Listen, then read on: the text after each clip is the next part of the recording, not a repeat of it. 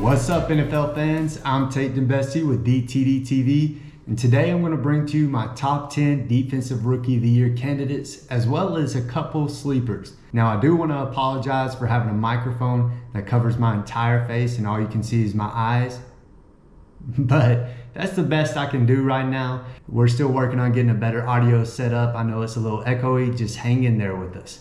Now, if those eyes didn't scare you off, then I've got a lot of good information to share with you about why I think these guys are the best candidates to win Rookie of the Year. I'm going to give you some historical context and some film to back up my argument. So first, let's talk about the history of this award. The past 10 years, there have been 3.5 edge rushers win this award. There have been 3 cornerbacks, 2 defensive tackles, and 1.5 off-ball linebackers. Now, the reason I say half for edge and half for off-ball linebacker is because Micah Parsons is listed as a linebacker. He technically did play off the ball some, but it's what he did as a pass rusher that won him the award, no question. So I'll give off-ball linebacker and edge rusher half and half for each. So edge rusher is the favorite to win this award, but cornerback is right there with them. And that leads me to my first player. Will Anderson Jr. of the Houston Texans is my favorite to win this award, and it's not by a huge margin. The thing is, Will Anderson Jr. is a consistent, steady player. He produced right away in college, day one at Alabama,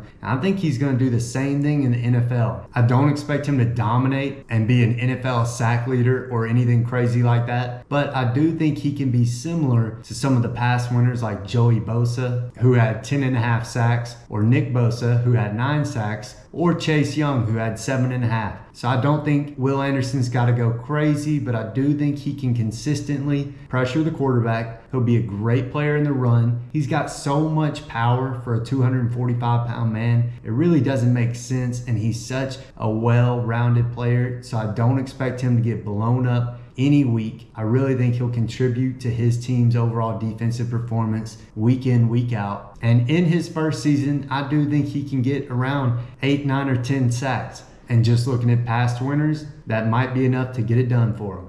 Now, the second player on my list is Jalen Carter of the Philadelphia Eagles. And Carter was no question the most talented player in the draft when on the field. It was his concerns off the field that made him drop. Now, the reason he's not number one for me in this award is because of the talent around him in Philadelphia. He's got Jordan Davis, Fletcher Cox, Milton Williams, Marlon Tuipulotu, and Kentavious Street that are all going to take snaps away from Jalen Carter. So I am concerned about that as far as it goes for him winning the award. But if we look at past interior defensive line award winners, 9 years ago, Aaron Donald, he had 9 sacks. He was a problem from day one for all NFL offenses. And I think Jalen Carter can do that when he's on the field. He is extremely disruptive. He was one of the best talents I've ever personally scouted. And I think it will take him no time to adjust to the NFL game. He's going to have some terrible clips that people are going to be able to pull out of him getting double teamed and washed off the line when offensive linemen get into his chest. But he's also going to have some crazy highlights where he wins instantly. So I cannot wait to see what Jalen Carter will do with the Eagles. And I think that number 2 for a guy of this talent felt right for me. Number 3 on my list is Felix Okafor of the Kansas City Chiefs. And the reason he's number 3 is because I think he's going to get a tremendous amount of playing time. And I think he's already a very refined pass rusher. The Chiefs need pass rush help desperately. They have Charles Omenihu and George Karlaftis, but neither of them are the most talented players. And I just don't think they're going to keep Felix off of the field. Felix already has so many refined pass rush moves. He's got a club rip, a bull forklift, a long arm ghost, a push-pull rip. He's got that Mr. Miyagi 2-hand swipe. I mean, he's got all the moves and enough athleticism to produce right away. And he's so young, he's just going to keep getting better. But for a team that really needs the pass rush help, that's going to win a lot of games and be on the national stage, I think that it's going to be easy for him to gain a lot of votes as long as he puts up some big sacks on some big games. Now, number 4 for me is Calijah Kancey to the Tampa Bay Buccaneers. And I do have some questions about what role is Calijah Kancey going to play. The Buccaneers run a 3-4, and I don't see Campbell as a very good 5 technique. I think his arms are just a little too short, and I worry about him playing against offensive tackles. But the nickel defense in today's game is kind of the base defense, and I think that's where Campbell is going to thrive. I could definitely see him matching Aaron Donald's insane 9-sack season as a rookie and having some tremendous highlights thanks to his elite quickness off the line, his great lateral agility, his strength, his hand technique. I mean, he really has everything you need to collapse a pocket and to produce a tremendous amount of hurries right away. A lot of people are concerned about Campbell's size, and I am too, just a little bit, but man, his tape at Pittsburgh was so much fun to watch. He dominated every single team he played in every single matchup, so I just gotta trust the tape, and I think this guy is gonna get it done at the next level. Now, number 5 on my list is the first cornerback appearance, and that is Devonte Witherspoon of the Seattle Seahawks. Witherspoon plays with a ferocious intensity like he's a Mike linebacker. He loves contact so much, he's just a joy to watch, and he studies his opponents so well. It seems like he's always one step ahead on route breaks. He's tremendous in zone, and that's what I think is going to help him in the Seattle defense is his zone instincts. So I think Witherspoon, just like Tariq Woolen last year, is going to hit the ground running in Seattle. I think people are going to love the highlights of him just leveling receivers, catching screens, or running backs who don't see him coming. And I think Witherspoon is going to have a lot of fans right away. Now, number 6 on my list is Christian Gonzalez to the New England Patriots, and he's completely different than Devonte Witherspoon. Witherspoon brings instincts to a great zone defense, and Christian Gonzalez brings high-level athleticism, amazing man-to-man coverage to a man defense that Bill Belichick loves to run. And I could see Belichick putting Christian Gonzalez on the best receiver of the opposing team to try to erase that receiver if Gonzalez lives up to the hype. Gonzalez is not very instinctive, but he has amazing foot quickness and all the athletic ability to be a true lockdown corner. He's a bit of a boomer bust prospect, but I could see him winning this award, and that's why he's number 6.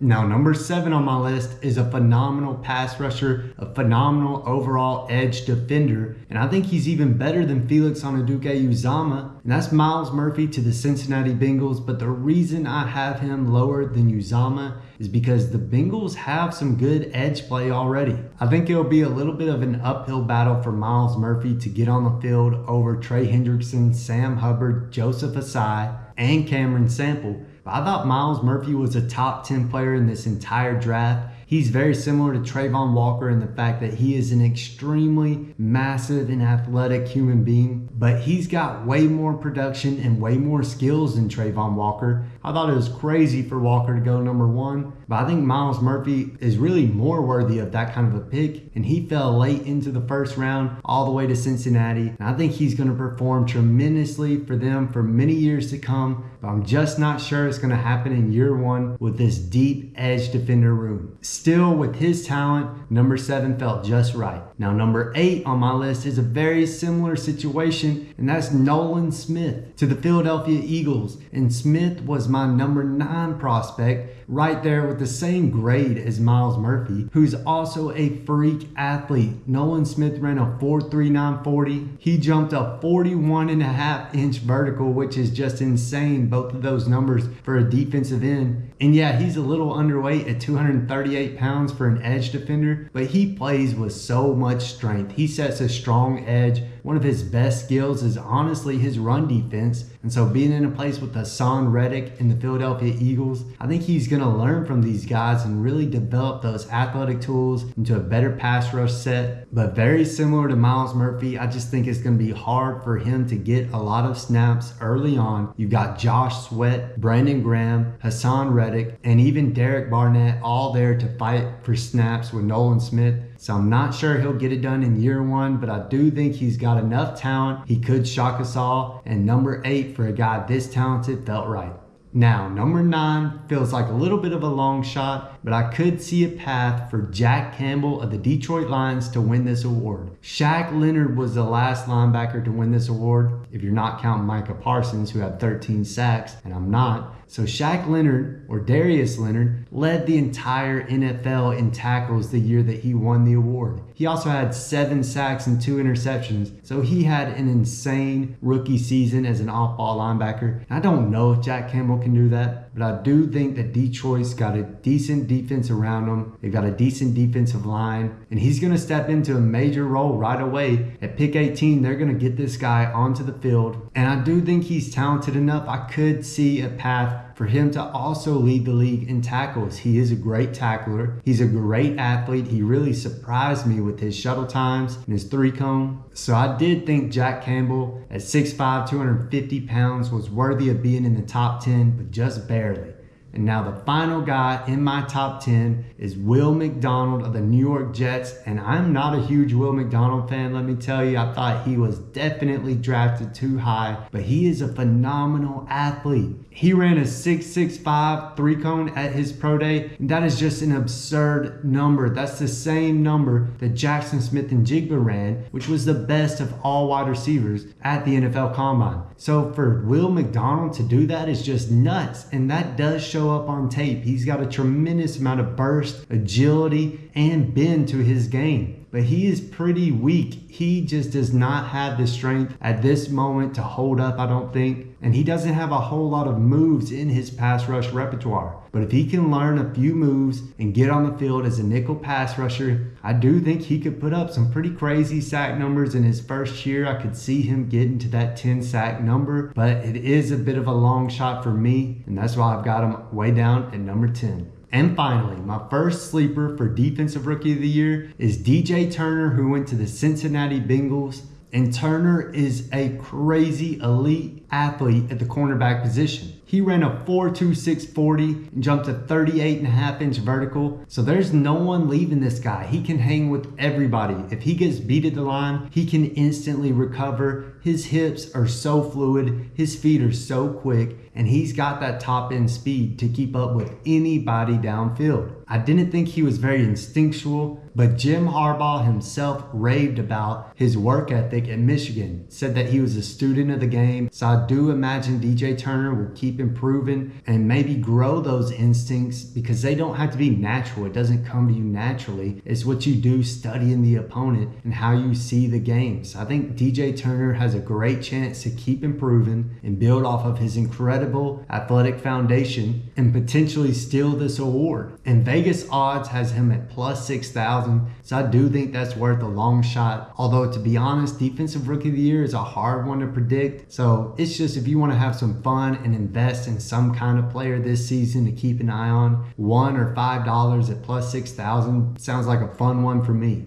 And now my second and final sleeper for Defensive Rookie of the Year is one I'm really excited about, and that is Keanu Benton, who went to the Pittsburgh Steelers. And there is no better home for Keanu Benton, who reminds me so much of Cameron Hayward, the star defensive lineman already in Pittsburgh. I think Cameron Hayward is going to help Keanu Benton grow his game so much. Benton has phenomenal power and burst as an interior defensive lineman. He can play anywhere from a 1-tech to a 5-tech. He dominated the Senior Bowl, and I think he's got everything it's going to take to be a dominant run-stuffing defensive tackle and get to the quarterback potentially 5+ times in his rookie season. So it is a long shot. We don't see a whole lot of defensive tackles win this award without a tremendous amount of sacks. But I think he could have a similar season as Sheldon Richardson 10 years ago and put up a few more sacks that could help put him over the top. So at plus 10,000, this one is definitely fun. You bet $5, you win 500. I mean, it's a long shot. You're probably not going to get it, but man, this is a good one if you want to invest in someone that is definitely going to produce in his first year. Keanu Benton, with this Steelers defense and scheme and the players there to help him grow, he is definitely being undervalued in Vegas.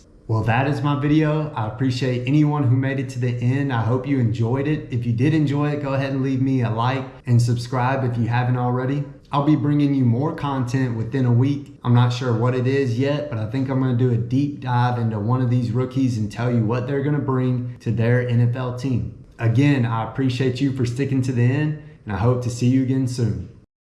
Oh, and if you happen to stick around this long, I've got something else to show you that I have worked on for months, It's my 2023 NFL Draft Guide. And if you want to see a deeper dive into a lot of these players, I've written so much information and I've done a lot of extra stuff too. As you can see, this first page you can click on brings you to team needs, free agency moves, trades, salary cap, and all kinds of information that you might find interesting for each one of your teams. And then you've got over 130 draft reports. You'll see I go in depth and I offer all kinds of information. I give you all the statistics from the combine and any pro day numbers they might have. I give you a grade on my film assessment, what I saw. I list pros and cons, and as you can see for Bijan Robinson, not a whole lot of cons. I tell you what to expect. I offer player comparisons. I give stats. I give advanced stats. So there's just a tremendous amount of information in this draft guide for all of you. Like I said, there's over 130 reports, and there's even more stuff at the bottom. I give you consensus media position rankings. So that is how the media saw each one of these players. They saw Bryce Young as the number 1 guy, CJ Stroud unanimously the number 2 guy, Richardson, and so on. But you see my rankings next to them as well. And if you're confused about what my rankings are, well, I give you a scale for that too. So just tons of information. How do I see these players? What did the media see in these players? There are media draft grades. I mean, I really gave you everything I could so that you could get all the information you need for your team this offseason. So that is a free draft guide. Just check the description for the link below.